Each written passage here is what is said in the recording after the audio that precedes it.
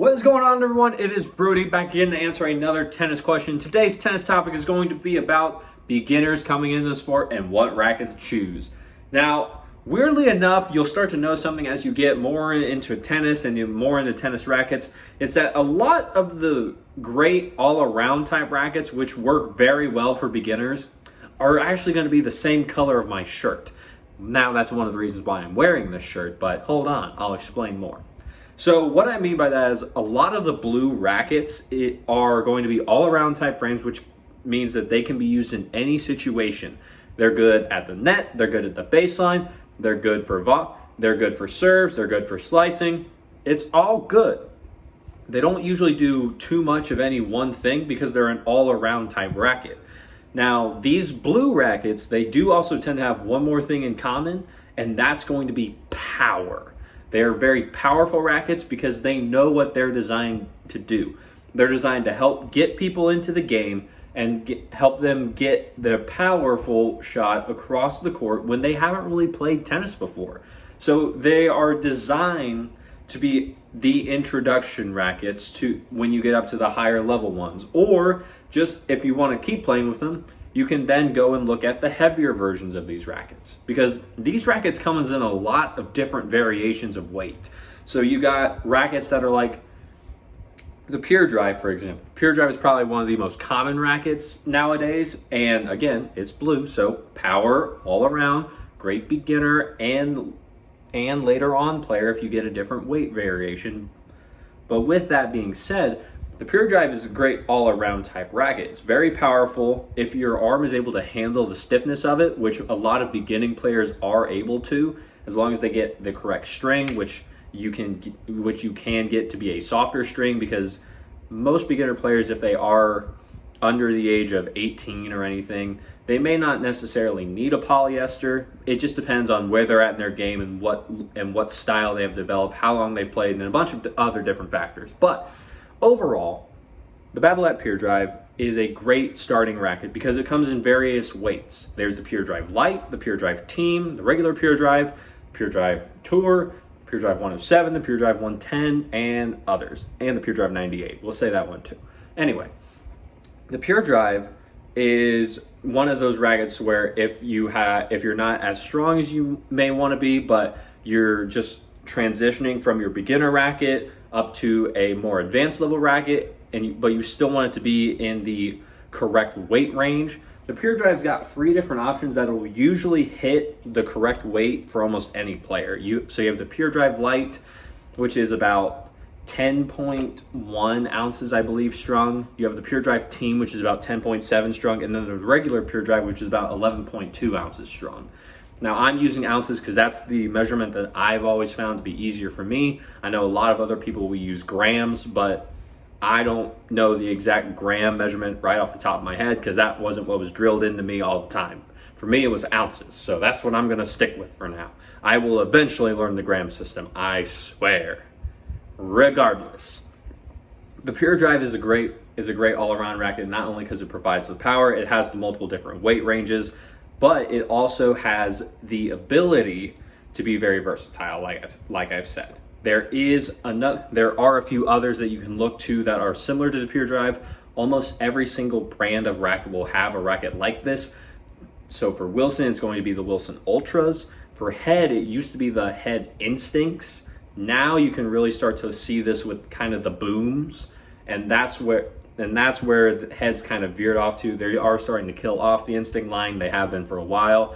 A little bit sad because the Instinct was a great racket in my opinion. However, they've moved on to the boom. So it happens. Maybe Head will start to finally get rid of all the multitudes of racket lines they have and just like condense them down, because it can get confusing looking at Head rackets. But anyway, so you got the Babolat Pure Drive from Babolat, you got the Wilson Ultra, you have the Head Boom, what was originally the Head Instinct, and then Dunlop also has one. Now Dunlop you may not have heard of as much before. They're not as well known as those big 3, but Dunlop makes some pretty great rackets. So if you try out the Pure Drive and you think it's kind of hurting my arm, it's a little bit much, look at the Dunlop line, the Dunlop blue racket. It's known as the FX.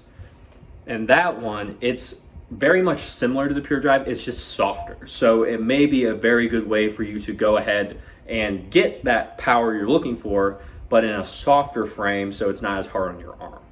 So that's the one from Dunlop. And then of course Yonex, the E-Zone, the easy one for easy, because it's easy for people to get in their hands and get going with it. Yes, that is actually why they named it that. The Yonex rep told me that when I was talking to him about it, and I was like, genius.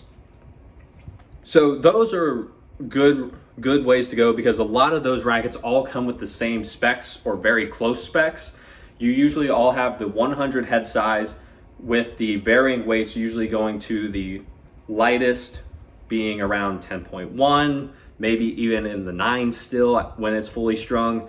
You have the middleweight, which is about between 10.4 to 10.7, 10.8 strung. And then the regular, which is usually always about 11.2, maybe 11.4, usually not that high though, usually 11.2, all of this being in ounces. Now, if you don't want to go for those, there are other options, and you feel like, I need a bit more help with reach, I don't necessarily have the full footwork and grasp on that yet, that's when you can go to a little bit of an oversized racket. And those will work wonders too, because they have a bigger head size, which means a bigger sweet spot, as well as more help giving you power. Now, you do have to understand that these usually are not going to be as stable, so they will be a little bit lighter, which if you're a beginner, yay, good for you. It does help, but if you feel like a racket's too light, there's no reason to go with a too light racket, because then you can start to cause tennis problems and tennis elbow and a whole bunch of other issues you don't want to deal with. Just stick with the weight that you feel the most comfortable with and that you can play with for a few hours without absolutely dreading and dragging your arm like this every time you walk. But other than that, those are really the main couple ways. If you want some of those oversized rackets, like I was saying earlier, those blue rackets do usually come in the oversized way. Like the Pure Drive has the 107, the 110. The Ultra will have, I believe, a 108 still. If that should still be around. The E-Zone, I believe, actually has a 105. And then the Boom, I know, does have a bigger head size. I think it's a 104, just like the Gravity S. The Gravity S was another great one for beginning players, because it was a little bit more of a control frame to balance out the bigger head size. So if you can find a Gravity S that is at a reduced price, or if you just demo the Gravity S and you like it, Gravity S works great too. So that's really the main things that you want to look for as a beginner getting into tennis rackets. There can be a lot more to say. However, these are going to be the main ways to look. I will always tell you in any video I say to demo rackets or try rackets or get a racket, you want to demo these rackets before you make any purchase. I can say all these great things. You can read all these great things. You can listen to all these great things online from people that you talk to in real life. But if you don't try it and it ends up hurting you, or it ends up that you don't like the feel of the racket and you buy it regardless, you're out of the money, you're stuck with it. Good luck. Do not pass go. Do not collect 200. You're out. And then you're just not going to enjoy yourself, because you're like, I don't want to play with this thing. You can try it and sell it somewhere else. You can try and trade it with a friend. You can try a few things, but typically you're stuck with the racket. So demo the rackets. It usually doesn't hurt anything, because the money you spend on the demo will usually come off the price of the brand new racket that you purchase. Big win. And that will allow you to actually get a feel for the rackets, see what you like, see what you don't like, figure out what exactly is going on with each racket and the different styles, get an understanding of how they play, and just get a better understanding of how you play with a more adult-oriented and high-level racket.